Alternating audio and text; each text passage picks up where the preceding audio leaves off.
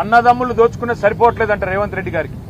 HILT కుంభకోణం పేరు మీద హైదరాబాద్ లోని పారిశ్రామిక వాడల్లో భూములను కొల్లగొట్టడానికి 5 లక్షల కోట్ల విలువ చేసే 9,200 కోట్లు 9,200 ఎకరాల భూమిని కొల్లగొట్టేదానికి ప్రయత్నం చేస్తే మా పార్టీ బయటికి తీసుకొచ్చింది.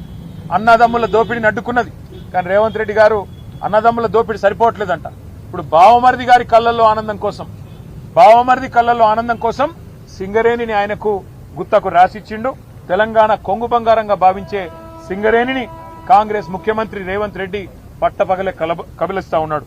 అందుకే మేము అడిగినాం ఇవాళ గౌరవ గవర్నర్ గారిని, సార్ మీరైనా ఇన్వాల్వ్ కండి, మీరు కిషన్ రెడ్డి గారికి ఆదేశం ఇవ్వండి, సిబిఐకి ఇస్తారా, సిట్టింగ్ జడ్జికి ఇస్తారా, మీ ఇష్టం, ఎవరికి ఇస్తారో ఇవ్వండి, కానీ ప్రజాధనాన్ని కొల్లగొట్టే ఈ దుర్మార్గపు వ్యవస్థని, ఇటు సోలార్ పవర్ లో కుంభకోణం, అటు సింగరేణి ఓబీ గనుల్లో కుంభకోణం, దీన్ని అడ్డుకోండి, దీన్ని వెంటనే నివారించండి, ప్రజా సొమ్మును కాపాడండి అని చెప్పి కార్మిక లోకం తరపున సింగరేణి కార్మిక సోదరుల తరపున వారికి విజ్ఞప్తి చేశాం.